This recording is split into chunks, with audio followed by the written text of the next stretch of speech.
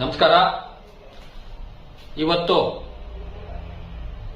ಮುಖ್ಯಮಂತ್ರಿ ಸಿದ್ದರಾಮಯ್ಯ ಅವರ ಬಗ್ಗೆ ನಾನು ಕರ್ನಾಟಕ ಕಾಂಗ್ರೆಸ್ ಪಕ್ಷದ ಕಾರ್ಯಕರ್ತರ ಪರವಾಗಿ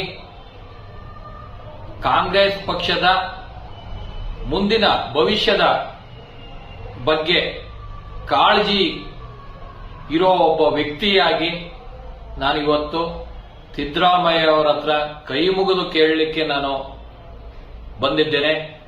ದಯಮಾಡಿ ಸಿದ್ದರಾಮಯ್ಯನವರೇ ಇದನ್ನು ಅರ್ಥ ಮಾಡ್ಕೊಳ್ಳಿ.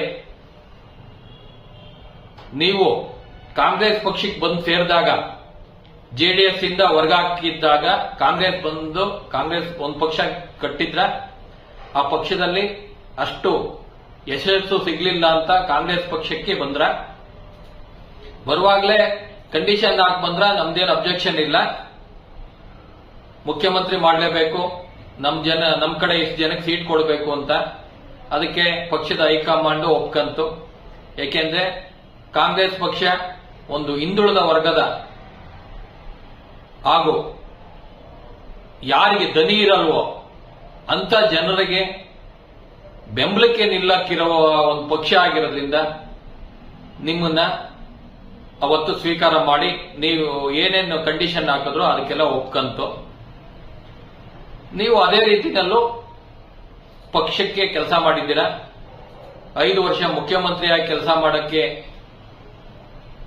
ಏನೇನ್ ಬೇಕೋ ಅದೆಲ್ಲ ಪಕ್ಷ ಜೊತೆ ನಿಂತ್ಕೊಂಡು ಮಾಡಿದ್ದೀರಾ. ಆದ್ರೆ 5 ವರ್ಷ ಕಂಪ್ಲೀಟ್ ಮಾಡಿದ್ಮೇಲೆ ನೀವು ನೆಕ್ಸ್ಟ್ ಎಲೆಕ್ಷನ್ ಅಲ್ಲಿ ಸೋತ್ರ. ಅವಾಗ್ಲೂ ಪಕ್ಷದ ಬೆನ್ನೆಲುಬಾಗಿ ನಿಂತಿದ್ರ. ನಂತರ ಚುನಾವಣೆಯಲ್ಲಿ ಭಾರಿ ಬಹುಮತದಿಂದ ಚುನಾವಣೆಯಲ್ಲಿ ಕಾಂಗ್ರೆಸ್ ಪಕ್ಷನ ಅಧಿಕಾರಕ್ಕೆ ಬರಂಗೆ ಮಾಡಿದ್ರ. ಅದರಲ್ಲಿ ನಿಮ್ಮ ಕೊಡುಗೆನೂ ಇದೆ. ಅದೇ ರೀತಿ ಡಿ.ಕೆ. ಶಿವಕುಮಾರ್ ಅವರು ಪಕ್ಷದ ಅಧ್ಯಕ್ಷರಾಗಿ ಅವರ ಕೊಡುಗೆನೂ ತುಂಬಾ ಇದೆ. ಅವರು ಮೊದಲಿನಿಂದಲೂ ಕಾಂಗ್ರೆಸ್ ಪಕ್ಷನ ಕಟ್ಕೊಂಡು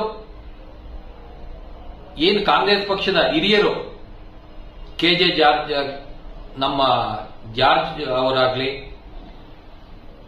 ದೇಶಪಾಂಡೆ ಅವರಾಗ್ಲಿ, ದಿನೇಶ್ ಗುಂಡೂರಾವ್ ಅವರಾಗ್ಲಿ, ಪರಮೇಶ್ ಅವರಾಗ್ಲಿ, ಮಲ್ಲಿಕಾರ್ಜುನ ಖರ್ಗೆ ಆಗ್ಲಿ, ಇವರೆಲ್ಲ ಪಕ್ಷದ ಅಧ್ಯಕ್ಷರಾಗಿ ಏನು ಕಾಂಗ್ರೆಸ್ ಪಕ್ಷನ ಬೆಳೆಸ್ಕೊಂಡು ಬಂದ್ರೋ ಅವ್ರಿಗೆಲ್ಲ ಏನ್ ಗೌರವ ಕೊಡಬೇಕು, ಅವ್ರ ಬೆನ್ನಿಗೆ ನಿಂತ್ಕೊಂಡು ಯಾವ ರೀತಿ ಅವ್ರನ್ನ ರಕ್ಷಣೆ ಮಾಡಬೇಕು, ಅವ್ರನ್ನ ಸಮರ್ಥಿಸ್ಕೊಬೇಕು ಅದನ್ನೆಲ್ಲ ಮಾಡಿದ್ದಾರೆ.